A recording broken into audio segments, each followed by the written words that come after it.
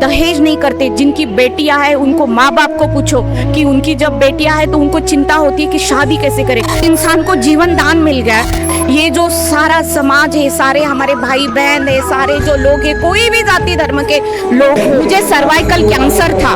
से आई हैं? मैं पुणे महाराष्ट्र से आई हूँ। संत रामपाल जी महाराज जी के आश्रम में आना कैसे हुआ है आप? मतलब हम परमात्मा की दया से इस मार्ग में 20 साल से जुड़े हुए हैं और परमात्मा जी का मतलब संत रामपाल जी महाराज जी का जो आध्यात्मिक ज्ञान है उससे हम अट्रैक्ट होके, आकर्षित होके इस मार्ग में आए हुए हैं।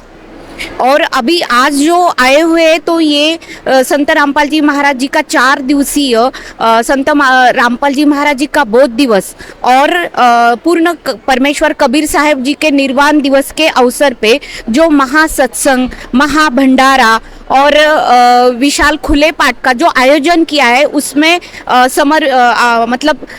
सेवा के लिए समर्पित होने के लिए हम यहाँ आए हुए हैं इस आश्रम में।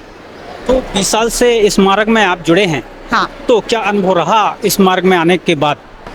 अनुभव तो सर जी क्या बताए, मतलब हमें पता चला जब हम बचपन से सुनते थे कि परमेश्वर है, लेकिन वो कहाँ है? वो जो एक परमेश्वर है, एक परमात्मा है, वो बस हम सुनी सुनाई लोकवेद के आधार पे सुनते थे। लेकिन हमें इस मार्ग पे आने के बाद संत रामपाल जी महाराज जी ने जो आध्यात्मिक ज्ञान दिया ऑथेंटिक प्रूफ के साथ, वो ज्ञान सुन के मतलब जो हमें जो ज्ञान पता चला, वो पता चलने के बाद पता चला कि हाँ, जो एक परमात्मा की हम लोकवेद पे आधार पे कथा सुनते थे वो कबीर परमेश्वर है। उसका प्रमाण 4 वेद, 18 पुराण, 6 शास्त्र, उसके बाद बाइबल, कुरान, गुरु ग्रंथ साहिब, सारे धर्म के धर्म ग्रंथों में हमें मिलता है।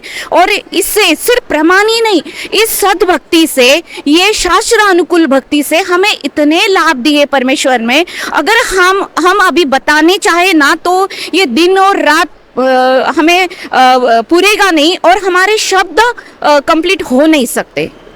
लेकिन कुछ ना कुछ है परिवार में, तो ऐसा कुछ है चमत्कार तो हुआ होगा, कुछ बताएंगे आप? जी जी जी, सबसे बड़ा चमत्कार तो मैं आज यहाँ खड़ी हूँ तो संत रामपाल जी महाराज जी, पूर्ण परमात्मा कबीर परमेश्वर, उनका जो अवतार है, उनके दया से ही मैं आज यहाँ खड़ी हूँ।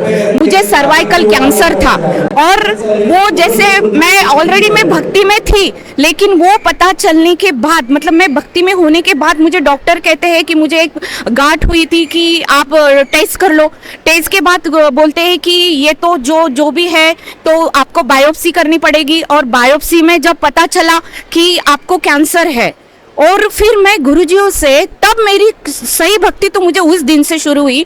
मैंने परमात्मा को अंतर आत्मा से, जहाँ हम जोत जलाते थे, दंडवत प्रणाम स्थल करते थे, वहाँ प्रार्थना किया कि हे परमात्मा, हे बंदी छोड़, आप अगर सच्चे परमात्मा हो तो मैं आपको अंदर से ही प्रार्थना कर रही हूँ, आपको मुझे बताने की जरूरत नहीं। आप मुझे ये कैंसर जो है, एक तो आप मुझे, मैं 2 ऑप्शन रखती हूँ, आप मुझे लेकर चलिए, ये पीड़ा मुझे सहन करना नहीं है, या फिर मुझे आप है ना परमात्मा, आपके सत भक्ति से मुझे जीवन दान दो।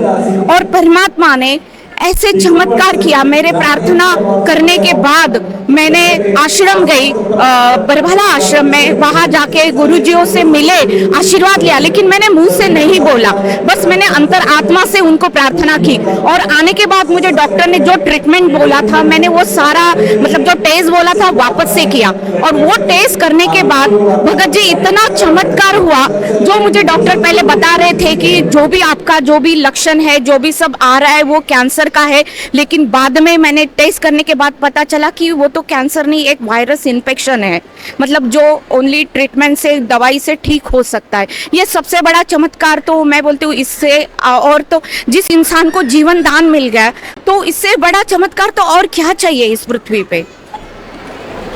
तो आप 20 साल से जुड़े हुए हैं, इसके पहले कुछ ना कुछ तो भक्ति करते रहे होंगे आप? जी जी, हम सारी भक्ति करते थे, सारी भक्ति मतलब शिव जी की भक्ति करते थे, वो भी इतने चाव से, मतलब आपको क्या कहिए। जब हम शिव जी, श्रावण महीना होता था, मैं महाराष्ट्र से बिलोंग करती हूँ, तो श्रावण महीने में हमें हर रोज मंदिर जाना, बेल चढ़ाना, शिव जी को पानी चढ़ाना और व्रत उपवास करना कोई कोई भक्ति नहीं छोड़ी, सारे व्रत उपवास सारे श्रद्धा से भक्ति करते थे, लेकिन जो लाभ हमें पहले नहीं मिले, सत्य भक्ति का अनुभव, परमेश्वर का अनुभव जो पहले नहीं आया, ये सारा अनुभव हमें संत रामपाल जी महाराज जी का भक्ति करने के बाद अनुभव आया कि सच में भक्ति क्या है। और सर जी सिर्फ शारीरिक नहीं, अभी आपको क्या बताए, परमेश्वर जी ने हमें शारीरिक, आर्थिक, मानसिक, आध्यात्मिक सारे स्तर पे लाभ दिया और हर रोज हम उस लाभ का अनुभव करते। ऐसा एक दिन नहीं जाता कि परमेश्वर हमें कोई, हमारे साथ कोई चमत्कार नहीं करता है, कोई लाभ नहीं करता है। बस हमें उनकी जो मर्यादा दी है उस मर्यादा में रहना है, और वो मर्यादा में रह के अगर आप जब भक्ति करते हो तो फिर आप देखिए कि परमेश्वर जो बोलते हैं संत रामपाल जी महाराज की, भगवान की डिक्शनरी में कोई इम्पॉसिबल वर्ड नहीं होता है। उसका अनुभव हम हम ही नहीं, परमेश्वर के इस मार्ग में जितने भी सारे जो भगत है, वो जो भक्ति करते, वो सारा उसका अनुभव करते। और संत रामपाल जी महाराज सिर्फ आध्यात्मिक ज्ञान और भक्ति नहीं करवाते, वो जो सोशल वर्क कर रहे, वो जो सोशल सेवा कर रहे, मतलब बिन दहेज की शादी कुरीतियां उन्होंने बंद किया है और सारा समाज उसका अनुभव कर रहा है। आज आप सोचिए सर, नशा से सारी युवा पीढ़ी है वो नाश हो रही, छोटे छोटे बच्चे 7 स्टैंडर्ड 8 स्टैंडर्ड के बच्चे नशा करते हैं। लेकिन संत रामपाल जी महाराज जी का जो भक्ति मार्ग है उसमें सबसे पहले जो है उनकी नियम मर्यादा, वो जो नियम है वो इतने अद्भुत है कि इस मार्ग में आना चाहिए तो आपको कोई नशा नहीं करना है, कोई दहेज नहीं लेना है, कोई कर्म कांड नहीं करना है, कोई कुरीति नहीं करनी है। और ये जो सोशल सेवा, सोशल वर्क जो संत रामपाल जी महाराज कर रहे हैं वो तो बहुत अद्भुत है।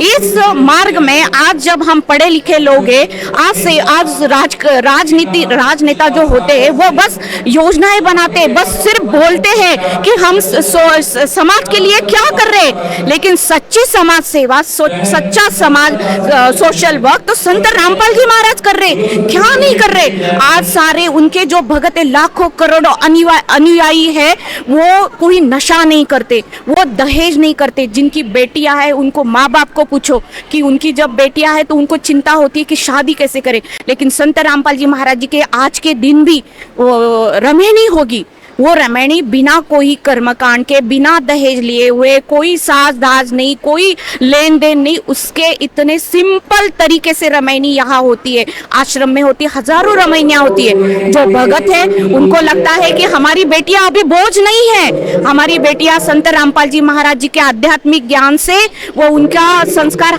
उनको हल्के लगने लगा है कि वो जो उनके वजह से उनकी जो शादियां हो रही तो उनको चिंता नहीं है, वो अच्छे मन से भक्ति कर रहे हैं। आखिर में क्या उद्देश्य है, क्या संदेश देना चाहते हैं आप?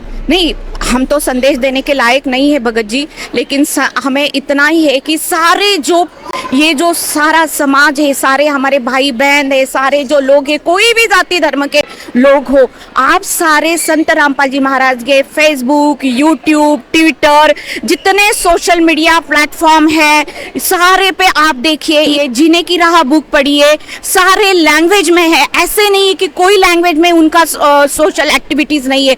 आप पढ़िए, आप जहाँ भी आपको लगता है आपको अगर हमारे जैसे सुख पाना है, कोई दुख आपको, आप जो आज है कोई नशे से गिरा है, कोई आध्यात्मिक से प्रॉब्लम है, कोई किसी कर्मकांड से कोई पीड़ित है, कोई किसी पीड़ा से पीड़ित है, तो उन सबको मेरी एक ही प्रार्थना है, एक अर्ज है कि आप पढ़े लिखे हो, ये मानव जीवन बहुत दुर्लभ है, ये बार बार नहीं मिलता है। आप इस मनुष्य जन्म का एक वो करिए कि जो उद्दिष्ट से हमें मिला है उसका लाभ उठाइए। आप आइए और आप नाम दीक्षा लेके इस मनुष्य जन्म का कल्याण करिए, उनके शरण में आके नाम दीक्षा लीजिए। मनुष्य जन्म दुर्लभ है, मिले ना बारंबार, जैसे तरवर से पत्ता टूट गिरा, बहुर न लागे डार। बंदी छोड़ सदगुरु रामपाल जी भगवान जी की जय हो। सत साहेब, सत साहेब, नमस्ते।